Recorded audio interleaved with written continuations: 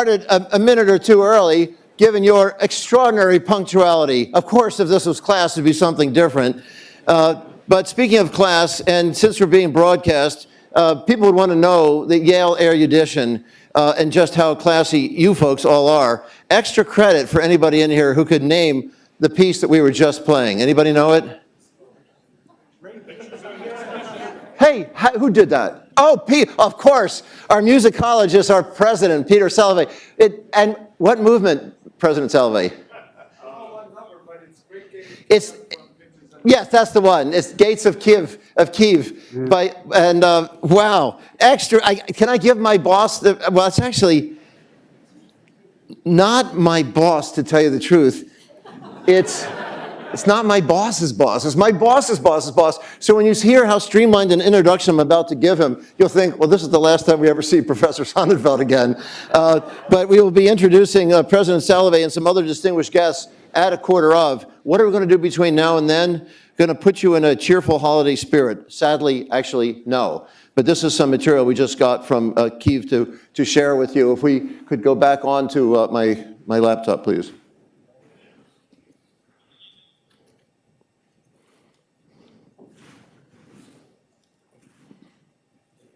And if we could just have some sound. The sound is, of course, I'm the one who has the Are there cities in the world full of ancient grandeur and strange aching simplicity, where people smile at the stranger, where the streets and embankments bask in the sun, and elegant squares bathe in fountains? Is there a country of happy people in the world where our children build sandcastles, where people love to the core, and the wind blows in the faces of travelers? Are there people in the world who conscientiously do their work, kindred work, each in his place? People who build their own country as it should be. Is there a future in the world that suits us better, where we would rejoice in our victories, grow in the faith of our ancestors, where we would gather together with the whole world at one table? Be proud of our Cossack character, our independence, our defenders.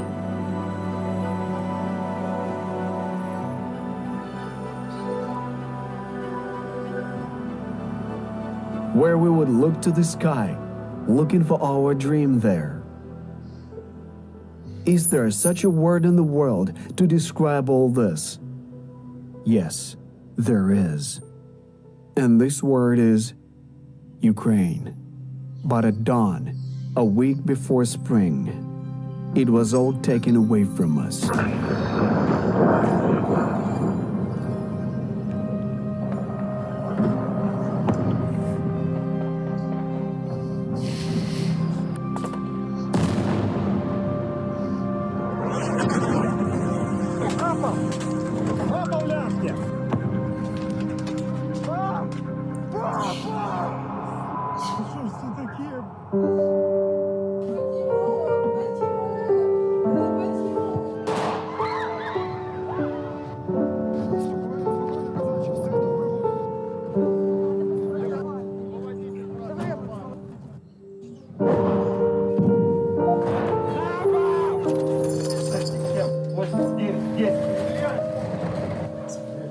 Good.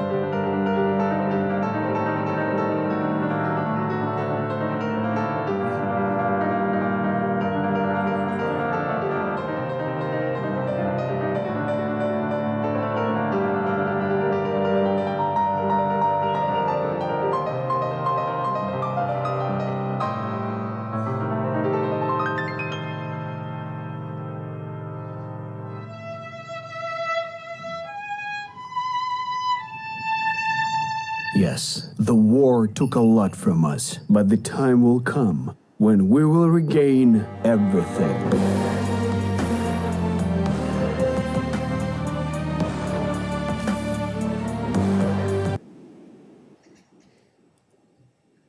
Thank you. I doubt that there are many dry eyes in the room. I have to admit, I kind of a softie. I have trouble watching this myself. I'm sorry to start with something that moves from horrors and such a sober beginning to our discussion, but it's not maudlin, it's real. This is a special moment, of course, for Yale. It's a special moment, a special period for Ukraine. We're very fortunate to welcome shortly, as the president of Yale will introduce our heroic leader, President Zelenskyy. But we got involved very early on. President Zelenskyy actually did join a Yale event in June, in part because he wanted to reach corporate leaders, and it was his first live interactive discussion, unscripted, not an appeal, not a call to action. It was a discussion with corporate leaders from Citigroup to Ethan Allen to you name it, Chobani, Goldman Sachs, and as quite a cross-section. But he wanted to talk to students, particularly students from the U.S., to reach different audiences. But of course, we have a very diverse group here today and hope to hear from many of you.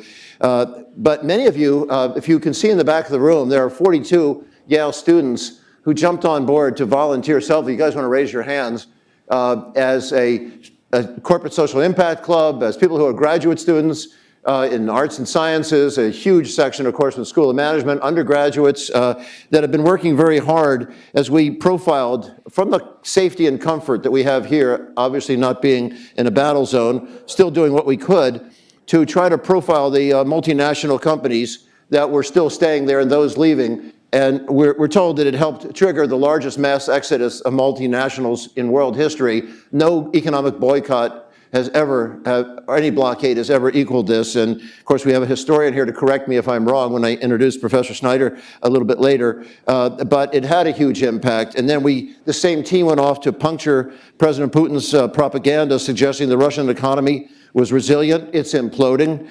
We had to correct the IMF, macroeconomists around the world about the truth. This team did that research and changed the narrative there too, and work we're doing now on the energy industry and the self-reliance that the EU has and the US and the West to make sure we do have that resilience still there. That's all I just want to say as my own opening, because I just wanted to pay tribute to all the Yale people who have been working since February 24th on this front. I'd now like to ask President, if you want to clap them, thank you, yeah.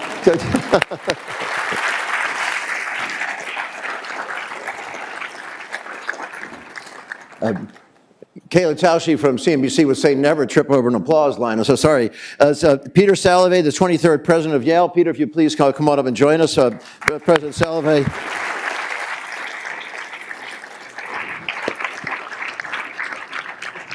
We have online, but she'll be visiting with us on another occasion, Ukraine ambassador to the U.S., Ambassador Oksana Markova. Thank you for joining us, but she'll be monitoring. Thank you, Ms. Ambassador.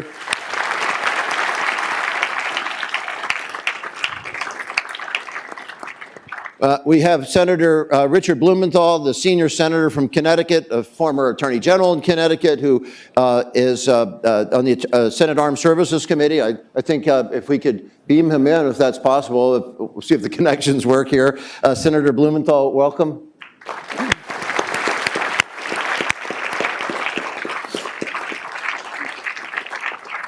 I guess we'll have to, there he is. And Senator Graham, wonderful, Senator Lindsey Graham, the senior senator from South Carolina, who Senator Graham and Senator Blumenthal have been leaders on the issues that we're wrestling with this in the next hour.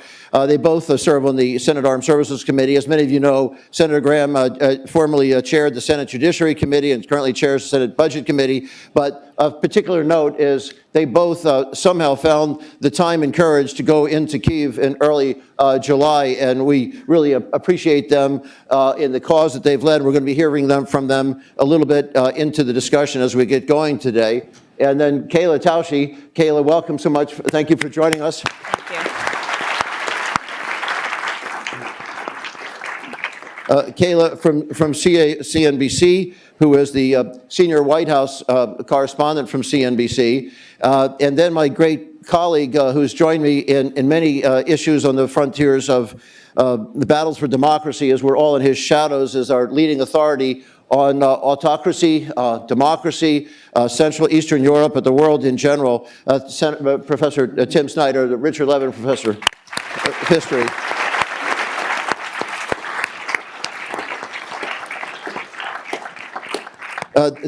Thank you, all of you.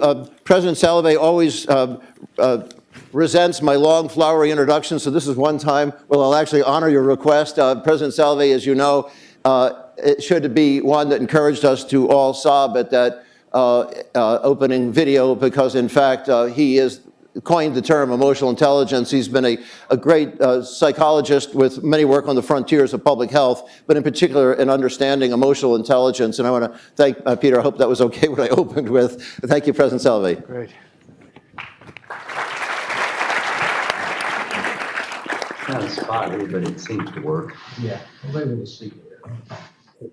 Okay, thank you, Jeff. Good morning to everyone. I'm so glad you're all here today. Thank you for joining us.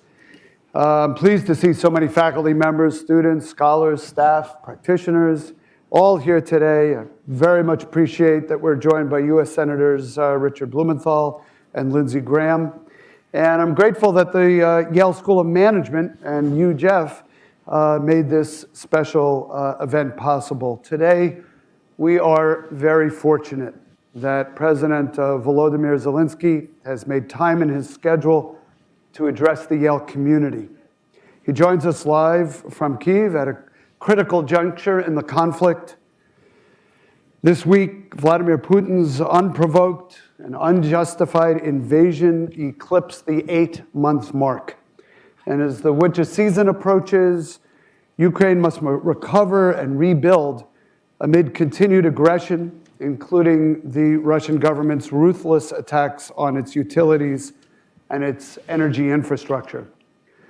So before I turn the program over to President Zelenskyy, I would like to reaffirm Yale's steadfast support for members of our Ukrainian community and those Yale students and scholars from elsewhere in the region.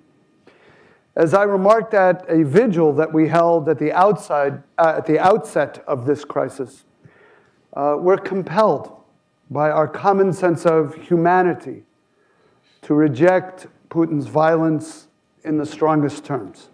We stand for peace, we grieve for lives lost, and we will continue to support individual students in any capacity we can, as our scholars also help policymakers chart a path toward peace. Of course, President Zelenskyy, I join the Yale community in admiration for the bravery of the Ukrainian people and for the untiring leadership you have provided them. More than safeguard your homeland and people's right to self-determination, you have also defended the democratic ideals that we hold dear. More than marshal the patriotism of a country, you have roused the conscience of a global community. And more than make history against odds, you have shaped our shared future against the forces of aggression. It is now my great pleasure and a great honor to invite you, Mr. President, to share with us your reflections. Please join me in welcoming President Zelenskyy.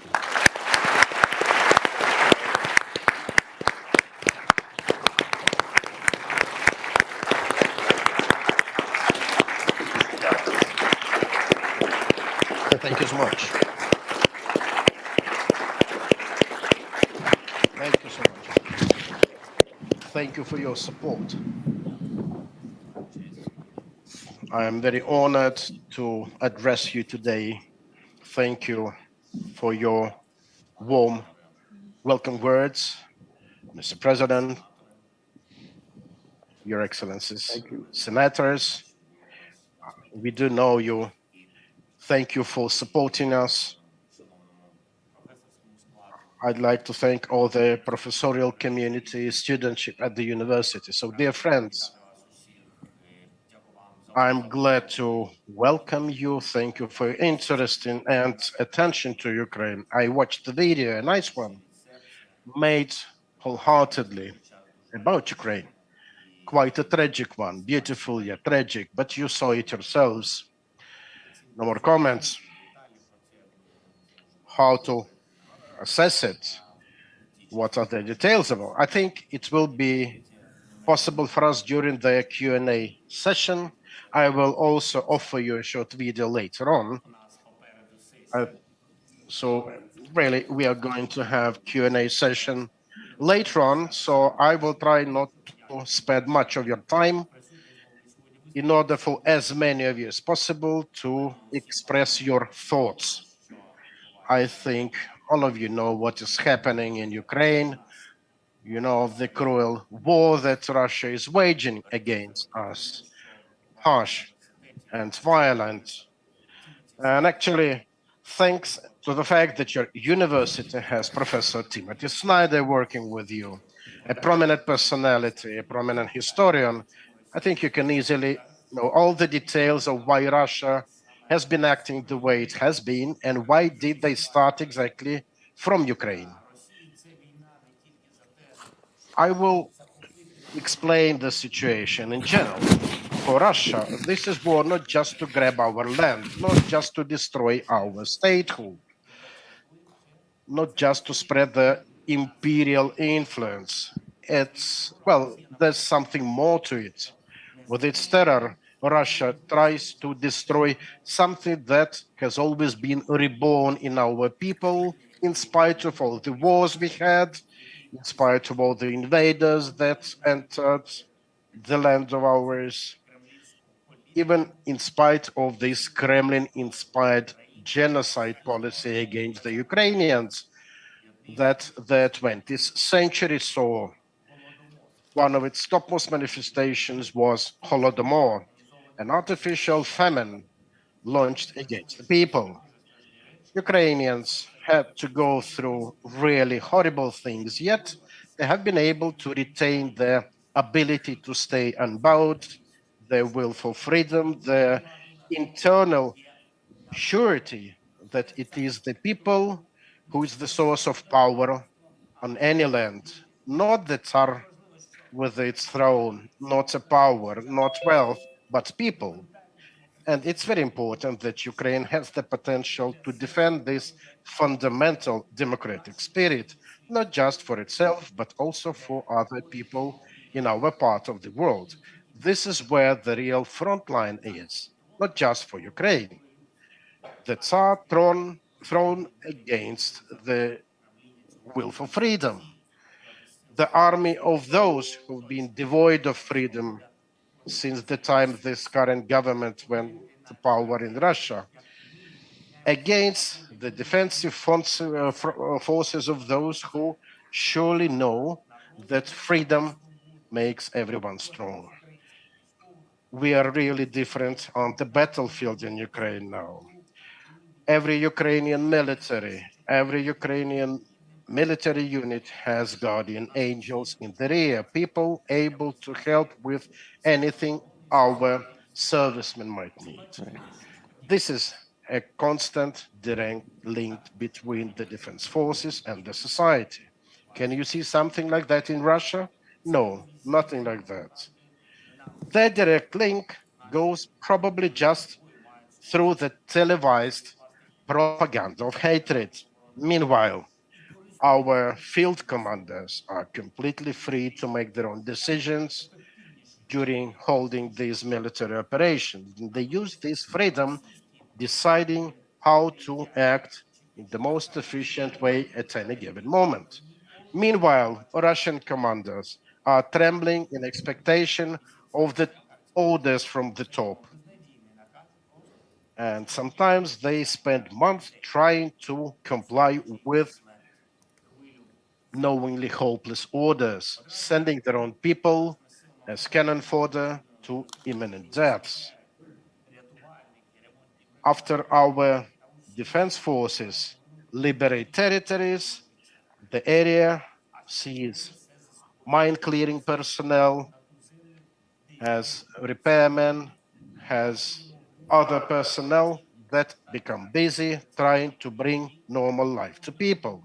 Meanwhile, the Russian flag they tried to instill on temporarily occupied territories was only the symbol of mass graves, torture houses, deportations, filtration camps, and total disrepair. You can just imagine that Russian invaders are taking Ukrainian books out of libraries to destroy them.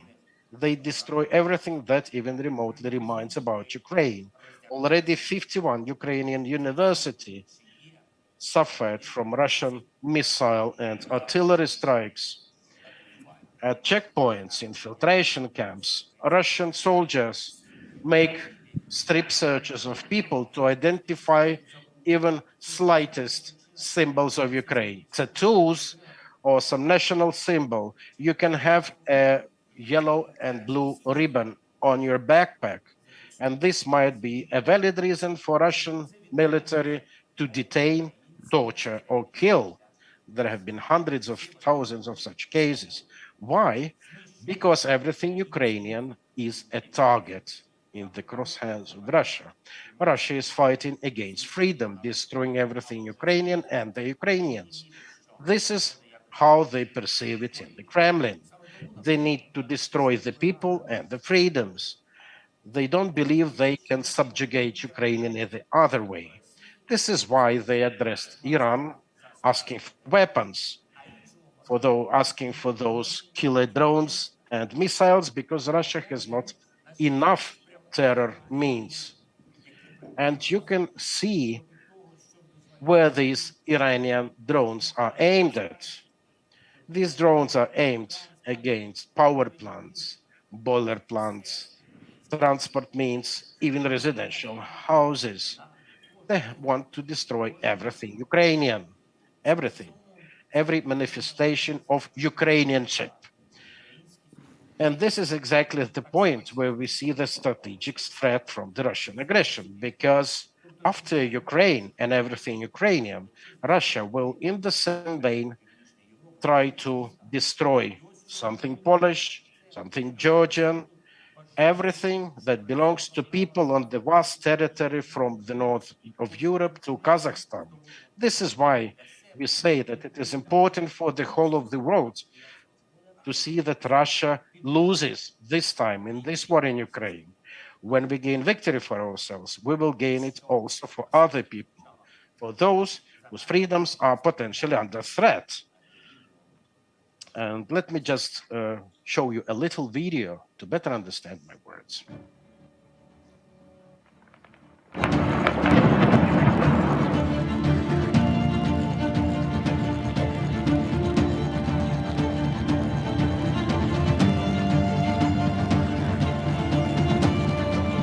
This was created overnight. It's brand new. It's just for us. We did this to show what's happening here right now.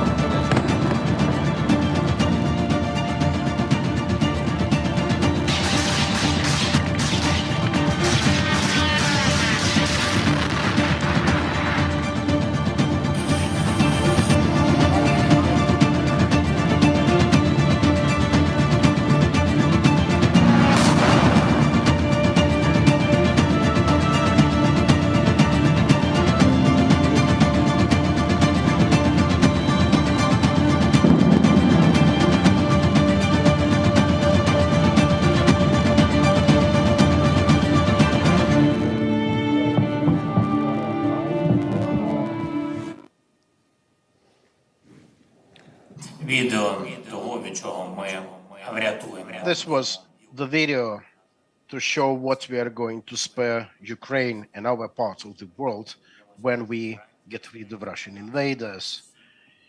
And we do hope for our security guarantee for all of us. This video was a picture of our survival under Russian terrorist strikes just throughout this month of October.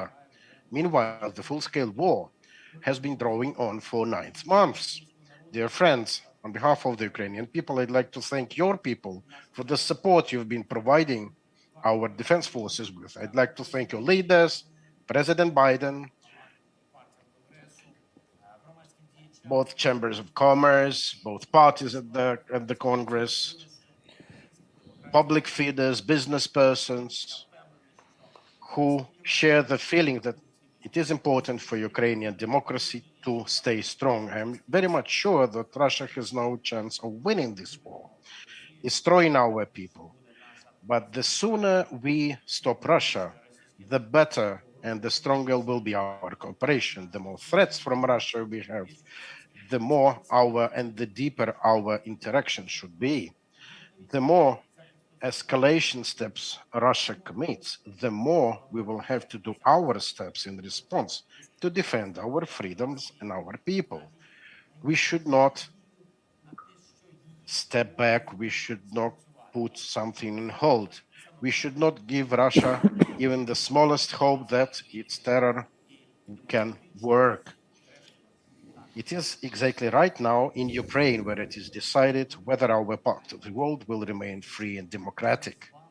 And this will ultimately identify the global fate of the democracy. It is for us to decide the future of the free world, not for Russia. Glory to Ukraine. Thank you for your attention.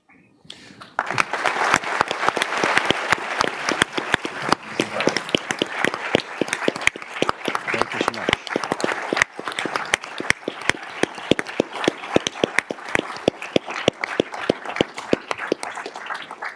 Mr. President, before we go to the students and the senators for some questions, we were going to give Kayla Tausche of CNBC the opening question. And Kayla, I just wanted to mention to you, coming from the world of video production, that was just created overnight for this event. This is a unique video. Nobody on the planet has seen what you just saw before. That's the situation now in Kyiv, and it's very, very powerful and distressing. But sorry for the interruption, Kayla. Thank you, Jeff, and thank you to the leadership at Yale for having me, for the esteemed diplomats and lawmakers who are joining us, and especially to President Zelenskyy for allowing me to be here to ask you these questions. I'll start with an impassioned plea that you made to the leaders of the G7 countries back in June to end the war by the winter. The winter is now approaching, and as the war goes on, everyone from progressive Democrats here in the US to public figures like Elon Musk have made their own suggestions about how the war should end.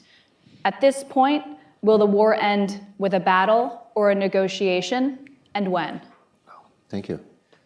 Negotiation after a battle.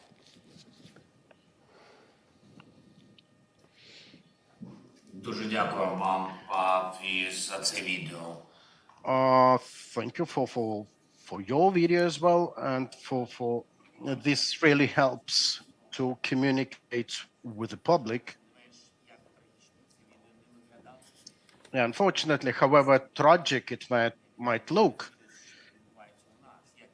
it cannot describe 100% what has been happening here. The reality is much harder, much horrible, and the reality is much horrible in many respects.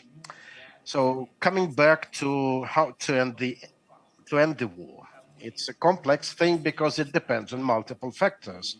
We've shown our resilience as the people. We continue. We are motivated by being the Ukrainians, by being the citizens of this country, from different walks of life, from different nationalities, but we are motivated with what we have, and we defend what we have.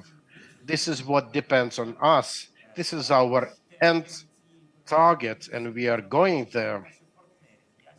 It is also very much dependent on our partners. I've spoke thanking the leaders of your country, the own party, the opposition. I'd like to take the chance to also thank your colleagues, the journalists, those who have been communicating the stories and making sure that the public, the society, does not forget about the war. This really translates into support which needs to be.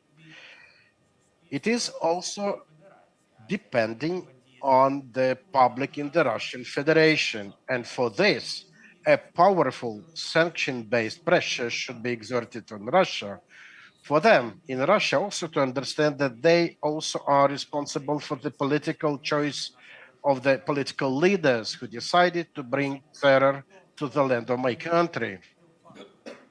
So many factors are at play, and this all is united in just one principle, the principle of willingness. Willingness, when we all will be willing to end the war, it will end, and it will end soon, probably. It all depends on how willing we are, on our inner motivation.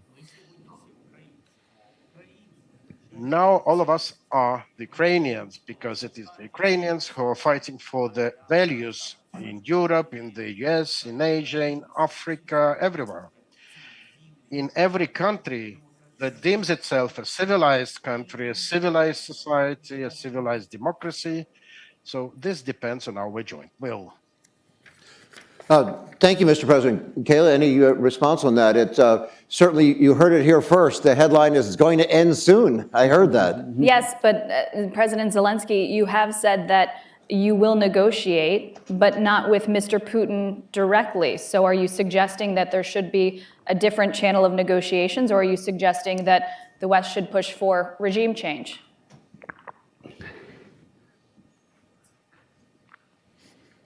Знаєте, мені в цілому вже складно сказати, хто такий. You know, it is increasingly challenging for me to tell who or what is President Putin. It's a good. Now it looks like this is like a bunch of individuals under the brand of Putin That's true, actually. who pursue aggressive steps.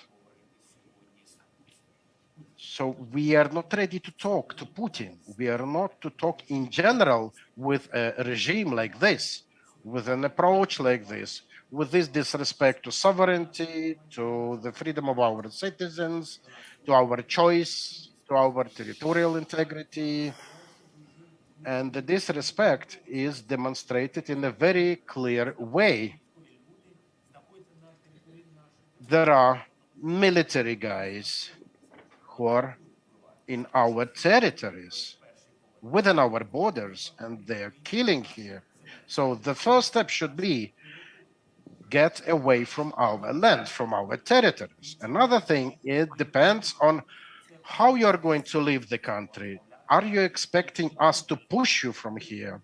This will be one thing, and this will make for one format of the dialogue, if it happens, if it is possible. Another thing is when one goes voluntarily away, then it's maybe another sort of transition from war towards diplomacy. And I think it depends more on the military and political leadership of Russia, on the Russian Federation, what their choice is. And unfortunately, this is not the choice they made for us, because for us, they've reserved the extermination. This is the form of dialogue that they have to choose for their own public, for their own society. Just they have to think for how long their society will be de facto isolated from the rest of the world.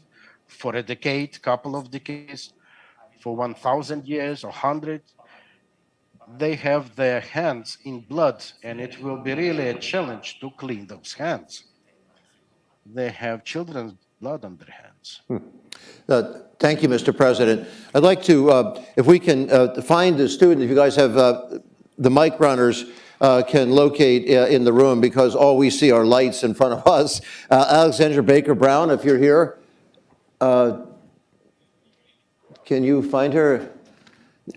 I think it looks like you're finding her. Alexandra's a first-year MBA from San Francisco.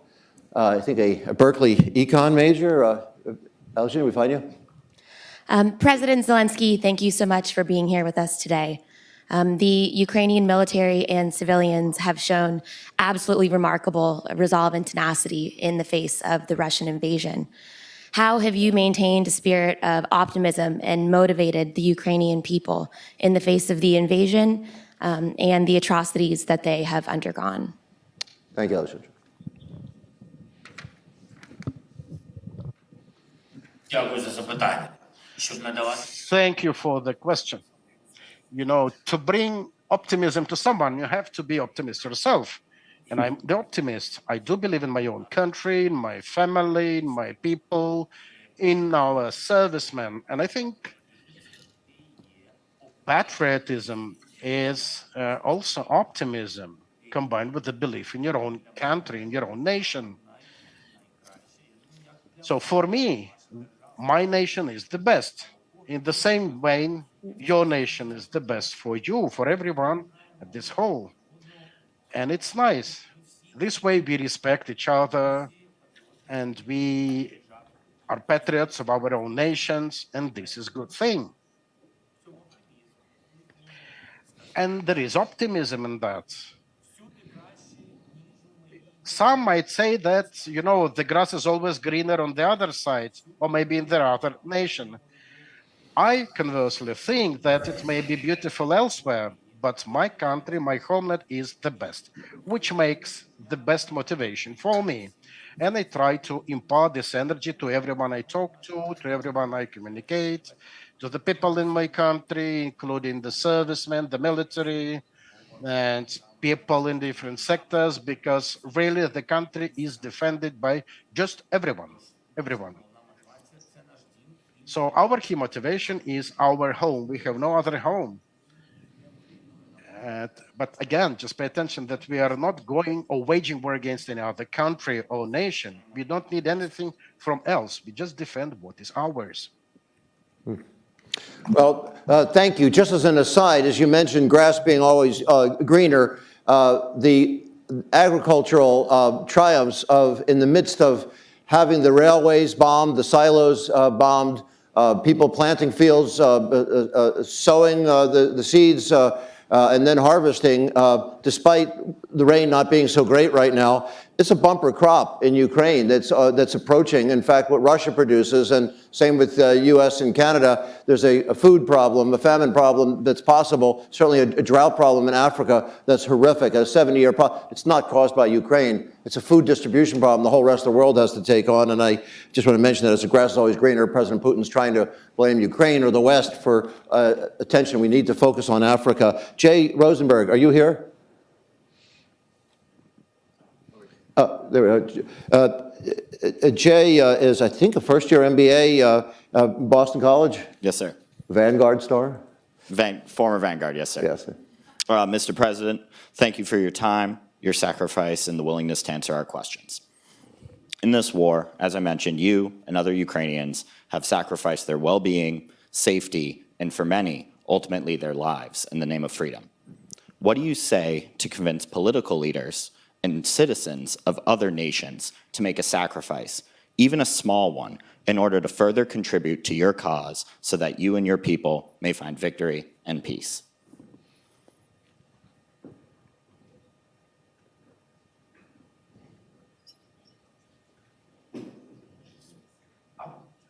I'm so sorry. I think I didn't have correct translation. And I think I don't hear in English. Do you want to just ask it Can again? you just repeat? Maybe Yes, I sir. don't have. You and your citizens have made... Could you ask it in Ukrainian? What did you say? I don't. Yeah. No, it was a joke, sorry.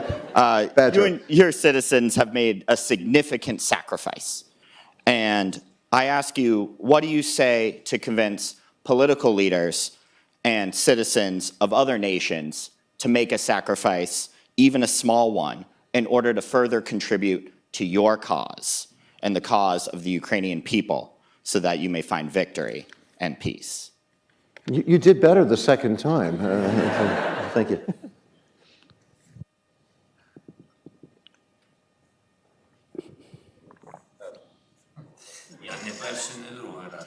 How do you convince world leaders, political leaders, to care?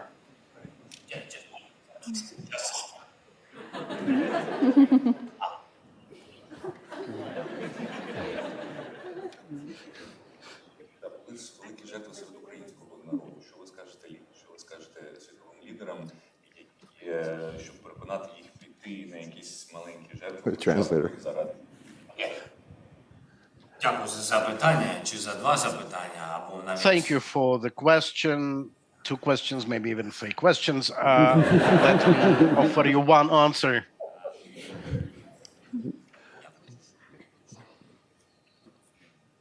I want you to understand it real clear.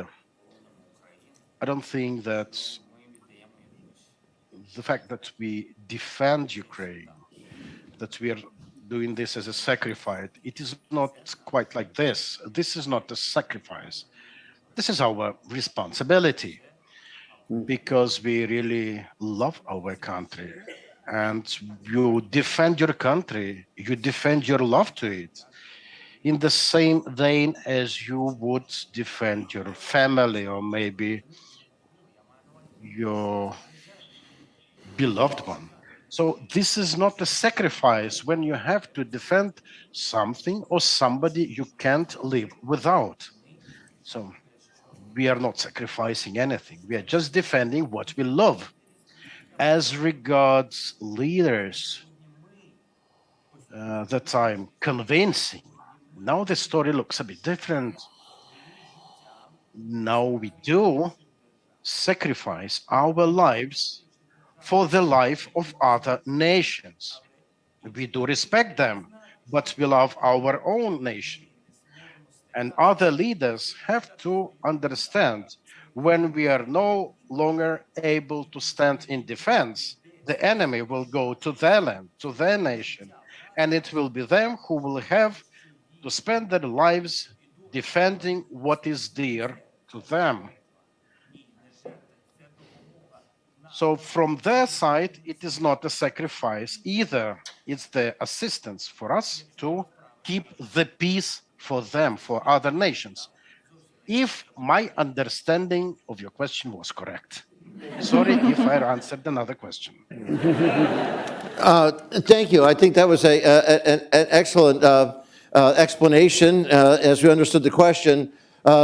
Ling Zhaozhu is Ling Zhaozhu. You can find, there we are, right here. Second year MBA. Hello. Thank you, President Zelenskyy. It's very nice to meet you on Zoom. My name is Ling Xiaoxu. I'm a second year student at SOM. So my question is, what is your opinion of Chinese leader Xi's third term and the political impact of CCP to Ukraine people, ceasefire, and the rebuilding of Ukraine? Thank you.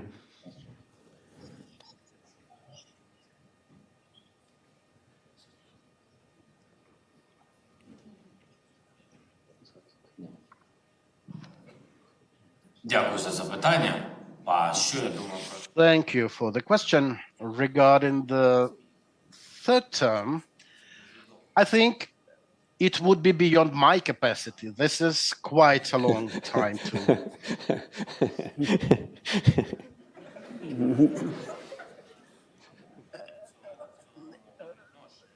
As regards just my attitude, if you will, I mentioned it once. I would really like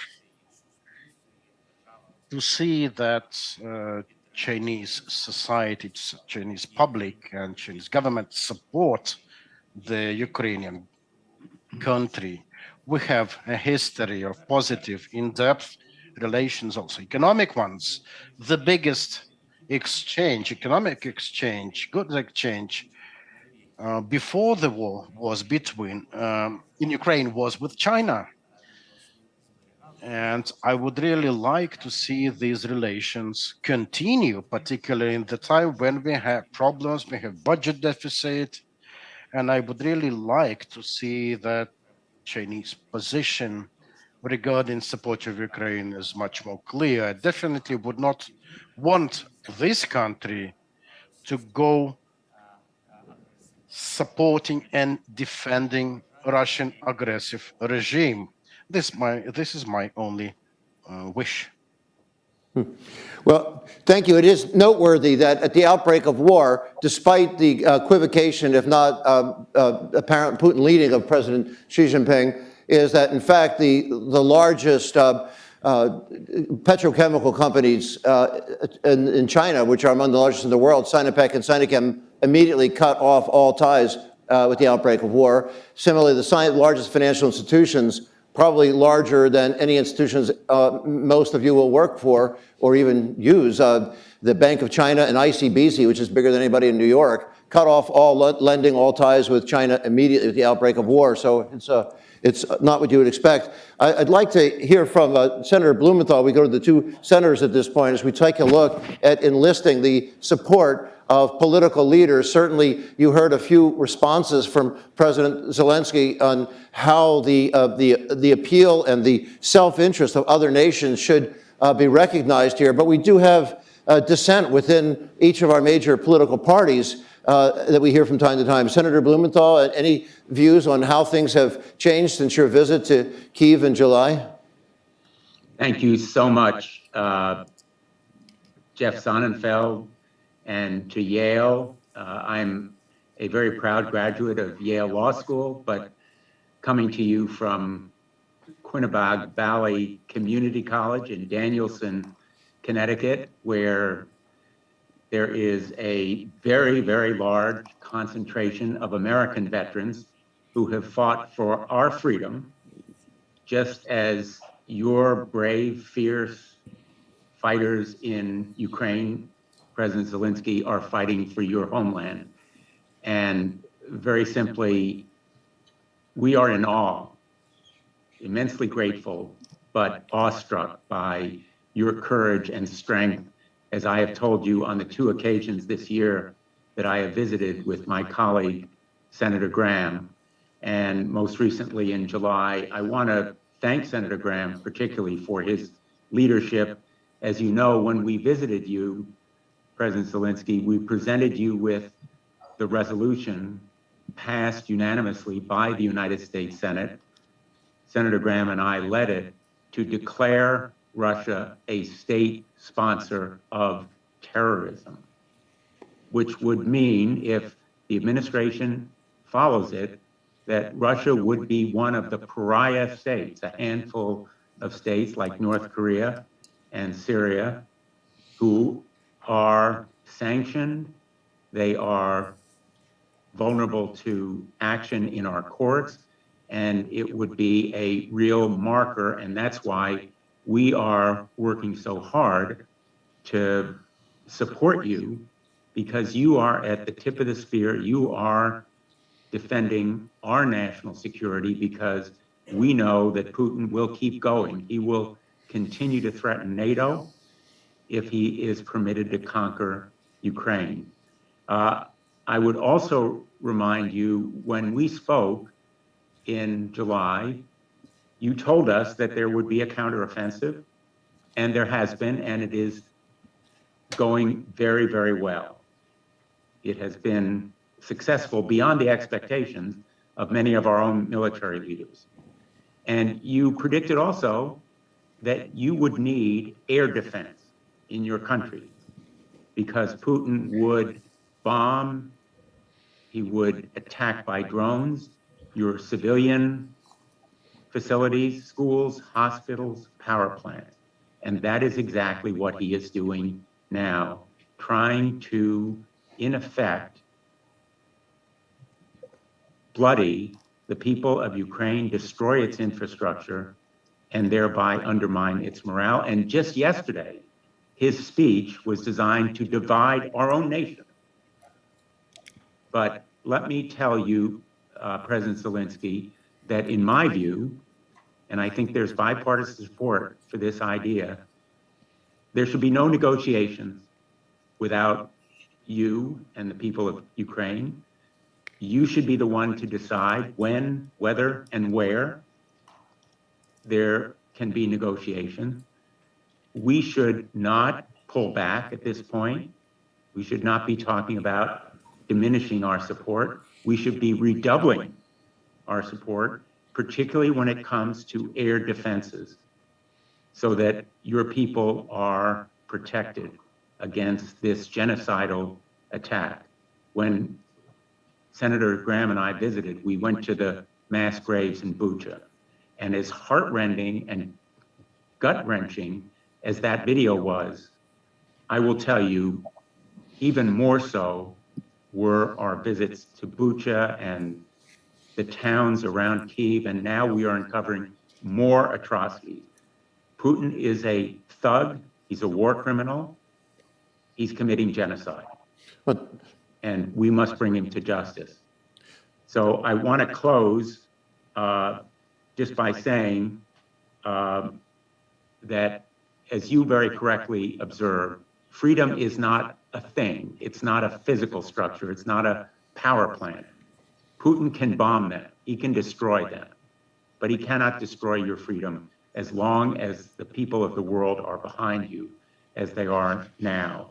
And I would like to know from you, in addition to the artillery that we are providing, the kinds of long-range, multiple-launch artillery and the drones and tanks, would you welcome better air defense, for example, against Belarus, better air defense against the Russian missiles and planes, the possibility of Patriot defense mechanisms?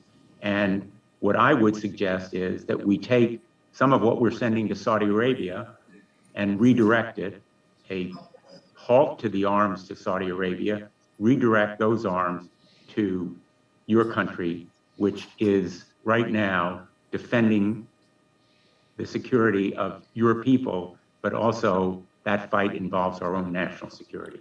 Thank you. Thank you, Senator.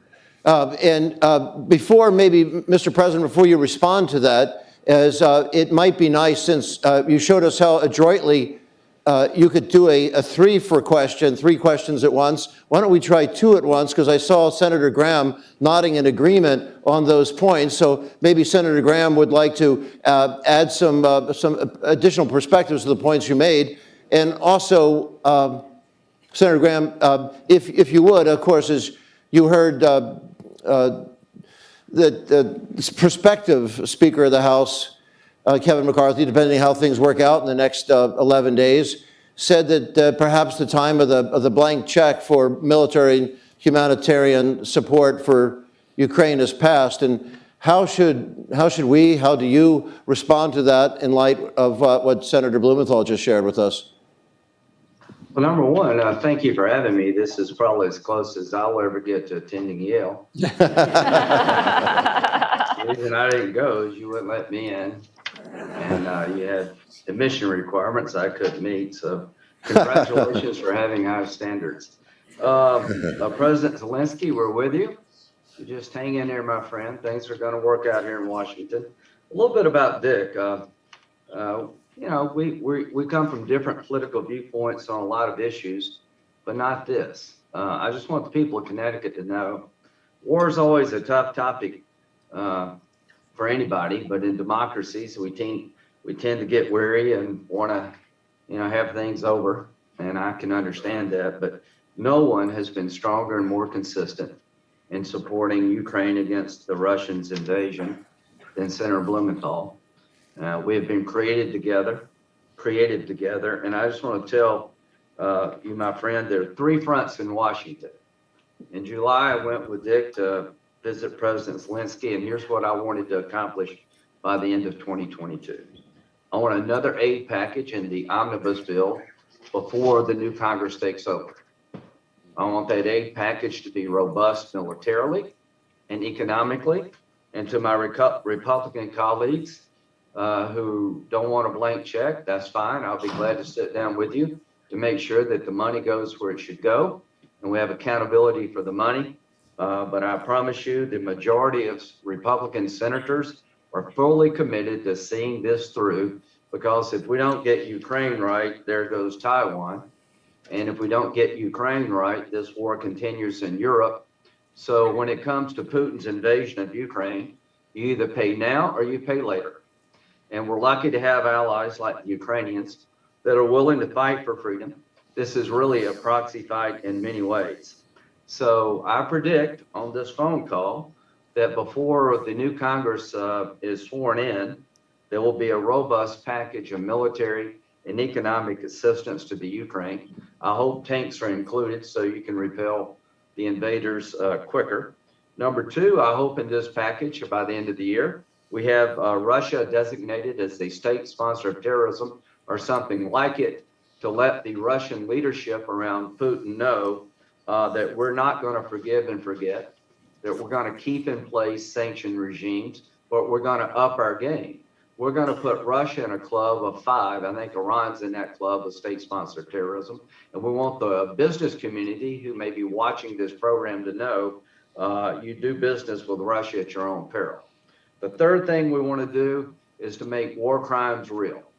If we forgive and forget, if all the war crimes committed by Putin and his forces are just forgotten because we're so tired of dealing with this, then you're destroying the rule-based society that came out of World War II. I'm going to The Hague next week with a group of senators, bipartisan senators, to talk with the International Criminal Court prosecutor, Mr. Khan, about what we can do to change our laws to provide more evidence and intelligence to the ICC to hold Russian war criminals accountable, including Putin himself.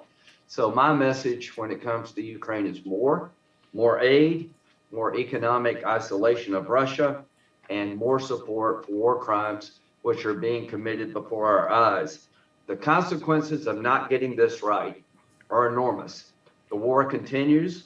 Putin wants to reconstruct the old Russian Empire. That means democracies that exist today will not exist tomorrow if we give up on Ukraine. I think the Chinese are watching what to do about Taiwan. And if Putin is beaten here and he suffers mightily, then I think Taiwan is in better shape than if we lose. Iran is all in, helping Putin. And I want to make sure the Iranians understand they are supporting a loser. So I am very optimistic that the Congress, in a bipartisan fashion, at the end of this year and next year, will continue to give economic and military aid to the Ukrainian military and people so they can win a war we all can't afford to lose. How does it end? Russia withdraws to the 1998 boundaries. The Budapest Memorandum signed by Russia and Ukraine in 1998 was based on Ukraine giving up the third largest nuclear force in the world for a guarantee of their sovereignty by Russia, and we and others signed that agreement. If we let Putin get away with this, it'd be the biggest bait and switch of the 20th, 21st century. And the message will be, if you got nuclear weapons, you should never give them up. If you don't have nuclear weapons, you should probably get them. So what happens in Ukraine matters to all of us. And if you don't get that by now, you missed all of World War II. Thank you, Senator Graham and Senator Blumenthal. If I can just second, I just want to second what Senator Graham just said about the need for another major package of aid before the end of the year. I would predict, and I think there'll be bipartisan commitment to that kind of major package of aid, which is why I asked especially about the air defense. But I agree with everything that Lindsay had just said. He said it better than I could. Obviously, my Yale degree didn't give me his eloquence, and he's doing just fine. Well, thanks for your kind words, Lindsay. you can pass it over to him next time you're together in the Senate, but we'll certainly give you, Senator Graham, a certification of contribution to this event. But I would like to also then go back to the president, if we could, President Zelenskyy. I think we just heard a headline. I hear my colleagues in Washington furiously typing up the stories of what's the headline you want to ask President Zelenskyy coming out of that? Well, I think that it is clear that there is bipartisan support to move forward with more aid packages, more defenses, more economic aid. Of course, now the challenge is going to be keeping the lights on with Russian missiles targeting the power grid. 30% of Kyiv doesn't have power. So how do you craft a package that can reach these critical needs quickly enough? And how much, President Zelenskyy, does this package need to be? How much do you need?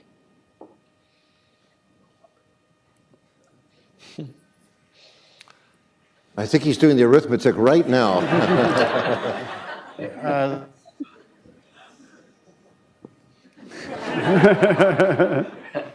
You have a right to remain silent. A lot. A lot. Я не рахую чужі гроші, так що No, I'm not counting. Particularly, it's not our money. But first of all, just to react to Senator's words, I'd like to start by thanking for all the aid packages from the United States to Ukraine. And definitely, I admire the unity in the Congress regarding that. I'm glad to see that Ukraine has been a contributing party to find, for two parties represented in Congress, in Senate, to find common ways of cooperation. But, going back to recent strikes, the key strikes of late, they were really about the energy infrastructure in Ukraine, and to be more exact, up to 40% of power-related infrastructure has been affected. So from 10th of October, we had not just Russian missiles, but also drones manufactured by Iran sent against us. We had 400 Iranian drones since 10th of October. And for the whole period of war, we've been with thousands of Russian missiles. Because of that, air defense matters are of priority, are of importance, because this is the key handicap for our people currently staying abroad that prevents them from going back home to see kids return to schools, universities. We need to defend civilians, and from here, the aerial defense is of priority for us. As Senator mentioned it, Patriots, are of extreme priority for us, and you mentioned Patriots. If you would say, yes, we can give you Patriots, I would go myself to the US for them. It's really important for our people. Сполучені Штати Америки допомагають Європі. So how the whole system works in general, the United States assists us, Europe assists us, but the US definitely is the leader, trendsetter in this assistance. We had not enough artillery, 155 millimeters, not enough barrels. Then US were trailblazing on that, and then others joined. That's why the US opened a window of opportunity for other European countries to support. Then the matter of tanks. Unfortunately, we haven't got any tanks from the US. We would love to see Abrams here, but if there would be a possibility, an opportunity, we already know the support that European countries could provide us with in terms of armored vehicles, tanks, etc. But again, the topmost priority is aerial defense. We have to defend our skies. If my memory serves me right, I've been telling that in the first days of the war, aviation and aerial defense. This is what we lack. We need to defend our skies, to defend our children. Russian can do nothing against us on land. Thank you, Mr. President. This has, of course, been the fastest hour of my life and perhaps of yours as well. It's a great frustration. We have time for just one last quick one. If Tanya Tsunik is here, Tanya, right up front. How about that? Very impressive. Tanya is a Yale College student. Tanya, what country are you from? I'm from Ukraine. What a coincidence. I had no idea. Quick final question. Yeah, President Zelenskyy, thank you so much for your time. I'm Tanya. I'm from Ukraine, small town of Pershatravensk in Dnipro region. And I just wanted first to say how truly proud I am that such a president represents Ukrainian people. It's a president we deserve, and I think you are the presidents who deserves to represent us. And my question is, how, like, after this war is won and after Ukraine wins, how do you imagine the reconstruction and the reformation of Ukraine? And when I say like the reconstruction, I mean both the immediate things that needs to be done on the ground locally, and also the reformation in the domestic politics and the international order in the international relations. Thank you so much. Thank you, Tanya.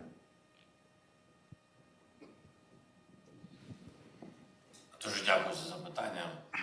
Thank you for your question. Please, you are from Dnipro region, right? I am from there. I hail from there. So we share the same small homeland. It's a pleasure. It's a pleasure indeed. I'm proud to see students like you representing Ukraine in the United States and elsewhere in the world. It's very important. You know, the rebuilding, the recovery of our nation, we need to do everything to see students like you who currently represent our country abroad, for them, for you to have an opportunity and also the desire to come back and chip in, participate in this recovery. So we need to do the recovery in a way that will be not just be based on patriotism, you know, or your t-shirt color. I do see that you are patriotically minded. I think it should not be just about patriotism, but also it should be based on a big desire to build a country for yourself, the way you'd like it, for your friends, for your kids, for many generations to come. So the recovery of Ukraine is a big program we have. The first iteration was presented in Lugano conference. And then we had a conference on the recovery of Ukraine in Berlin. Then we are going to have a conference in Britain. So I'm very much sure that at some point we will reach the US with our conferences. But this is not just the matter of money. It's a matter of best practices, best experiences, best IT software, best scholars, best architects coming back to restore the country. We cannot go back just to the country we used to see and have before the war. We will have to reconsider it. First of all, the security. The security should be not just at the border. It should be upgraded and reviewed, but also inside the country. We'll have to live in different circumstances, in different conditions. We'll have to live with Russia on the other part of the border, with understanding what they're capable of. And because of that, we'll have to build a strong security system, including in schools, in hospitals, in other institutions, in shops. Second part, education. We are switching just to this. First, because of COVID, now because of the war, we've learned how to learn and study online, how to open businesses online, how to retrain and get another profession online, how to get another education online.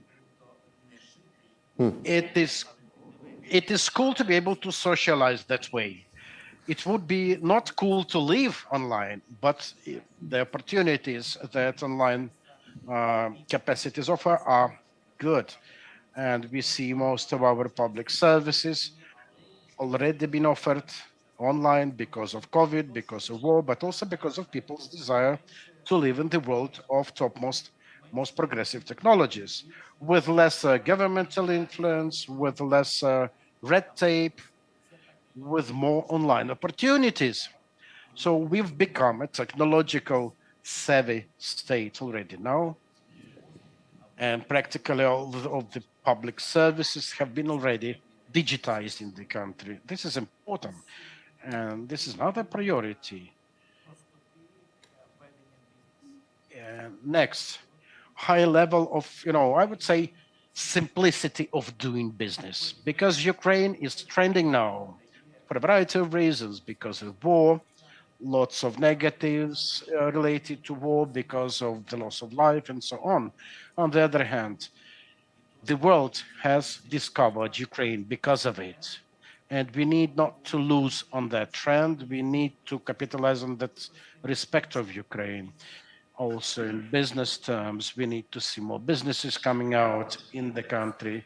And for that, business making, the doing of business in Ukraine should be simple, comprehensible, because without investments, we won't be able to build our country.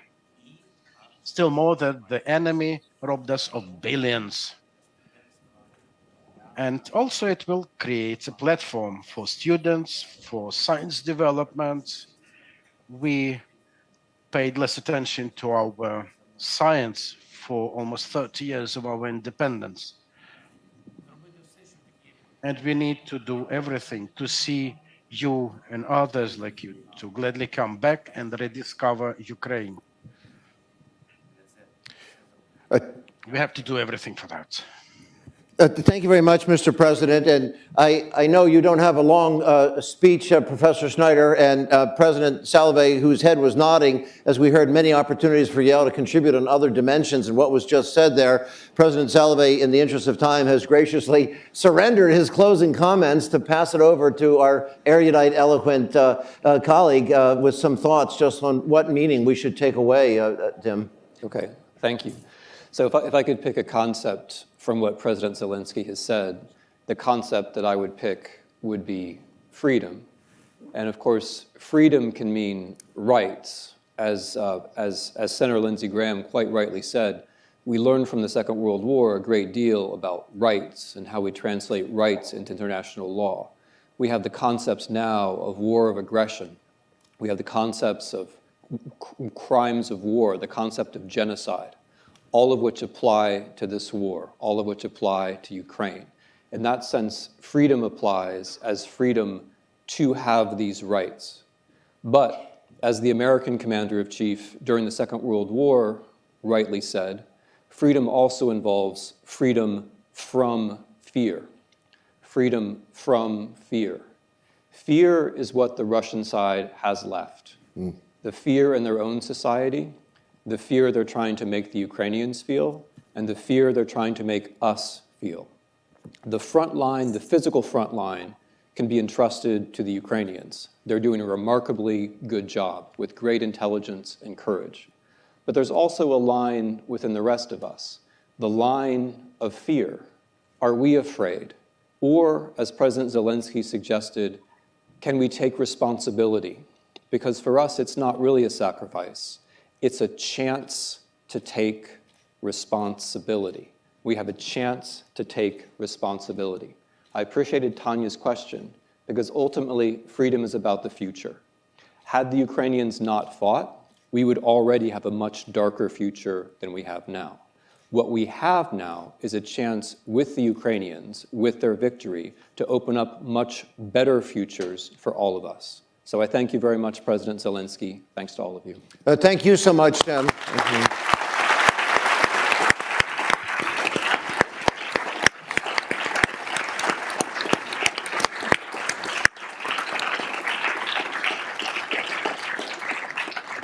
The sculpture you may have noticed there on the podium is actually not sculpture. It is a mortar shell targeted for the president, his friends, family, and fellow country people. It's just an example, and a Ukrainian friend painted it up with the patriotic colors and gave it to me. But that's, as you saw in those videos, a reminder of everyday life right now. I want to thank the inspiring words, of course, of the senators with their distinction and their courage in leading us through this difficult situation from the U.S. side. I want to thank Kayla for the time you spent with us and the sharpness of your questions. And I thought you elicited some, I think, some great breakthroughs as well as some headlines along the way. President Salovey, thank you so much for framing the issues right up front and for the warm welcome to us all. And in case anybody missed what we should have learned, I want to thank the professor for underscoring the lesson so we don't have to study. Our homework was just done for us as you put it all together. But there's, of course, one more person to thank, and that is if you had the time and you ever wanted to hear the most amazing, beautiful leadership tribute you'll ever hear, a non-leadership scholar, but a historian, is when we gave an award, our Legend in Leadership, to President Zelenskyy. It was Professor Snyder's description and definition of what leadership is what you just saw and heard right there. And I want to thank President Zelenskyy for his time, for his leadership, and I apologize to all of you that, unlike in the broadcast media world, I've run way over, but you're all just way too good. Thank you so much, all of you. Great job. Thank you so much.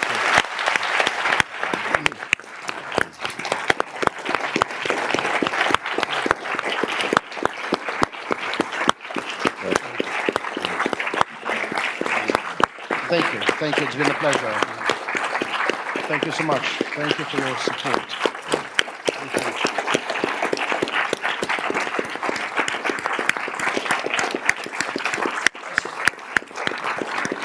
Good luck to everyone. Thank you. Perfect. Oh, sure. Okay. Sorry, I couldn't get back. Tim, that was a great summary. Thanks, Peter. Very Thanks. inspiring. Oh, my God.